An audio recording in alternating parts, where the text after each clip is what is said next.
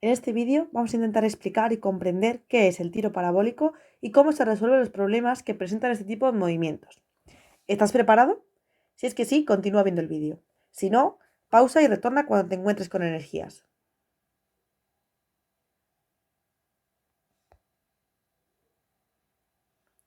Primero de todo, ¿qué es un tiro parabólico? El nombre parece lógico, pero ¿realmente lo es para ti? ¿Qué es una parábola? Una parábola es una función matemática que tiene la forma que vemos en la imagen. Que sea cóncava o convexa va a depender del coeficiente que acompañe al término cuadrático de la función. El tiro parabólico, como veremos, es una composición de dos movimientos y por tanto se puede identificar con este tipo de función. El primero de los movimientos que forma parte del tiro parabólico es el movimiento rectilíneo uniforme, que está presente en el eje X del movimiento. Se caracteriza por ser un movimiento en línea recta y que tiene una velocidad constante. Esa velocidad, por tanto, se puede expresar como el trayecto desplazado en un intervalo de tiempo. Si suponemos que el tiempo inicial es 0, se podría tener la ecuación del movimiento de esta forma y reorganizándola nos quedaría la que habitualmente conocemos, x igual a v por t más el desplazamiento inicial. Se observa además que el área bajo la curva, cuando se representa v frente a t, se corresponde con el espacio recorrido, y esto ocurre en todos los movimientos, lo cual nos va a suponer una ventaja a la hora de deducir las fórmulas posteriores, como veremos. A continuación, vamos a hablar cómo se pasa desde un movimiento rectilíneo uniforme a un movimiento rectilíneo uniformemente acelerado, que es aquello que les une o que les diferencia.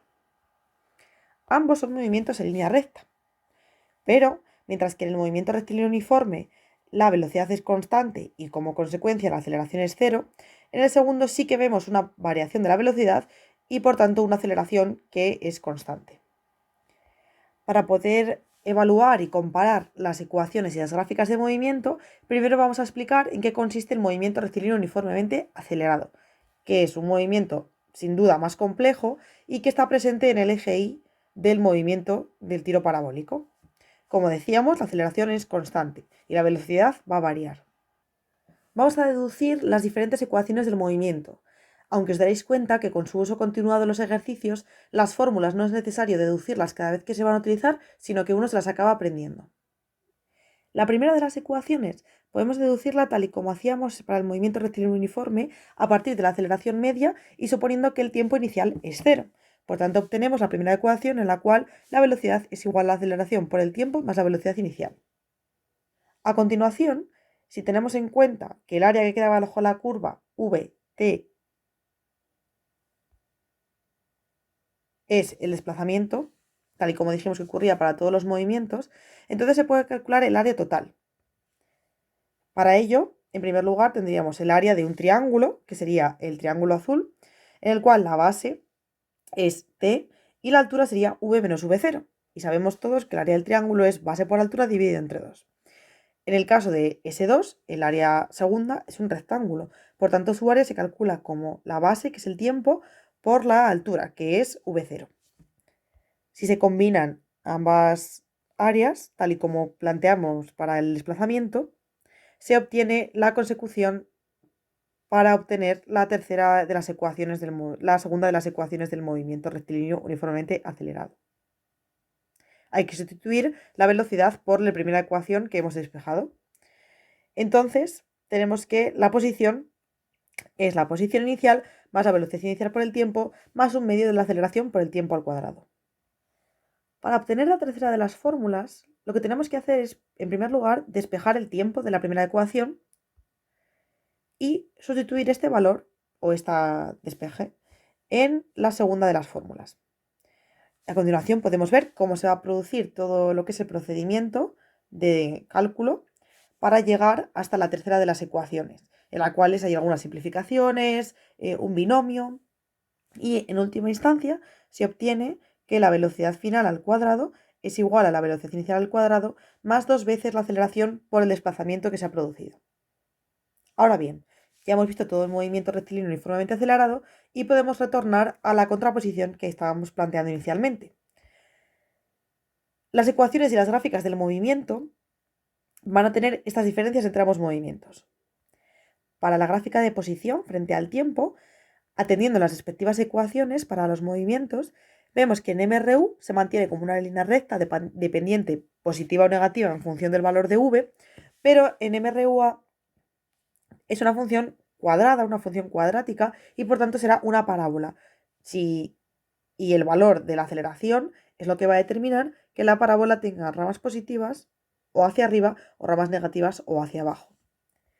En cuanto a la gráfica de velocidad frente al tiempo, dado que en MRU es constante, se obtendrá una línea horizontal de valor el que tenga la velocidad. Mi en MRUA, al ser una ecuación de una línea recta, tendremos una línea con una pendiente que viene determinada por la tangente del ángulo y tendrá una pendiente positiva o negativa en función del valor de la aceleración. La aceleración en MRU es 0, por tanto tendremos una línea horizontal en el 0, mientras que para MRUA es constante, por tanto será una línea horizontal en el valor de A que le corresponda. Entonces, en el tiro parabólico tenemos una composición de movimientos, tenemos que atender al mismo tiempo al eje X y al eje Y. En ambos casos hay que tener en cuenta que el sistema de referencias está considerando el eje de coordenadas. En el eje X, MRU, la única ecuación que tenemos es la ecuación de posición, en la cual la velocidad en el eje X será igual a la velocidad inicial en todo momento, porque recordemos que es constante. Considerando el sistema de referencia que hemos dicho, sabemos que la aceleración es menos la gravedad, por tanto será menos 9,8. Teniendo en cuenta eso para las tres ecuaciones y cambiando la nomenclatura de X a Y, estas son las tres ecuaciones que tendríamos para el eje Y. Además, cabe destacar que la velocidad total está definida por una velocidad en el eje X y una velocidad en el eje Y, por tanto tiene dos componentes que podemos calcular y relacionar a través del ángulo y de razones trigonométricas. Como vemos, la velocidad total sería la tangente a la curva y la velocidad en X e Y serían las correspondientes que vemos en las imágenes de abajo. A la izquierda tendríamos la componente en X en la horizontal, la componente Y hacia arriba, positiva, mientras que a la derecha la componente X se ha mantenido y la componente Y es la que ahora está en orientación hacia abajo, por lo tanto será una velocidad negativa. Pues bien, con todo esto que hemos visto vamos a pasar a resolver un ejercicio. Un jugador de baloncesto lanza el balón desde una altura de 2,50 metros con una elevación de 37 grados y encesta en la canasta situada a 6,25 metros de distancia y 3,05 metros de altura. Vamos a calcular con qué velocidad se ha lanzado el balón, la velocidad inicial total. Lo primero es tener claro el dibujo, los datos y el sistema de referencia, muy importante. Consideramos el sistema de referencia, igual que antes, los pies del jugador, que en este caso sería el eje de coordenadas. Recuperando lo último que hemos dicho, sabemos que la velocidad total tiene una componente en X y una componente en Y, y la relación para calcularlas es a través del coseno y del seno correspondientemente, en cualquiera de los momentos de la trayectoria. Ojo, cuando hagamos los cálculos con coseno y seno, que tenemos que tener la calculadora en grados sexagesimales y no en radianes. Vamos a plantear para cada uno de los ejes las ecuaciones correspondientes. En el eje X tenemos el MRU, como hemos dicho, y la única ecuación es la de la posición. Por tanto, considerando que la velocidad en X en cualquier momento es la inicial y que se puede calcular esta como la velocidad total inicial por el coseno del ángulo, se puede sustituir los datos que conocemos. Por tanto, 6,25, que sería la distancia que recorre el balón en el eje X, es igual a 0, porque es la posición inicial, más v total inicial por el coseno de 37 y por el tiempo que tarda en realizar el movimiento. En el eje Y vamos a plantear la misma ecuación, la ecuación de la posición. En este caso, los datos quedarían sustituidos de tal forma que 3,05 es igual a 2,5, que es la posición inicial, más la velocidad total inicial por el seno del ángulo, por el tiempo, y menos la mitad de la gravedad por el tiempo al cuadrado. Como vemos, tenemos dos incógnitas, la velocidad total inicial y el tiempo que tarda en realizar el movimiento. Son dos ecuaciones y dos incógnitas. Por lo tanto, podemos plantear un sistema de dos ecuaciones con dos incógnitas. En este caso lo vamos a resolver por sustitución. He despejado el término vt 0, la velocidad total inicial por el tiempo, de la primera ecuación y lo voy a sustituir en la segunda de ellas. Por tanto, podemos ver que este es el procedimiento a seguir. Ahora solo tenemos una incógnita, que es el tiempo, al cuadrado. Por tanto, a continuación, habrá que hacer la raíz también de la solución. En todo momento dejo los datos tal cual están sin meter la calculadora para no cometer errores. Por lo tanto, ¿qué tenemos? Que t nos puede dar 0,92 o menos 0,92. No consideramos los tiempos negativos, por tanto, solo nos vale la solución de 0,92. Ya conociendo una de las incógnitas, podemos acudir a despejar la segunda de las incógnitas, la velocidad total inicial, que es lo que nosotros queremos saber. Metiendo la calculadora, obtenemos que la velocidad total inicial es de 8,49 metros por segundo. Perfecto, hasta aquí habríamos resuelto el ejercicio. ¿Qué ocurre si yo ahora planteo cuál es la velocidad total final? No olvidando los datos que hemos calculado, la velocidad total inicial y el tiempo, planteamos la ecuación. Sabemos que la velocidad total final tendrá una componente en x y una componente en y. La componente en x va a ser igual que la inicial. ¿Por qué? Porque es constante la velocidad. Por tanto, sabemos la velocidad total inicial y esta por el coseno nos da la velocidad en x.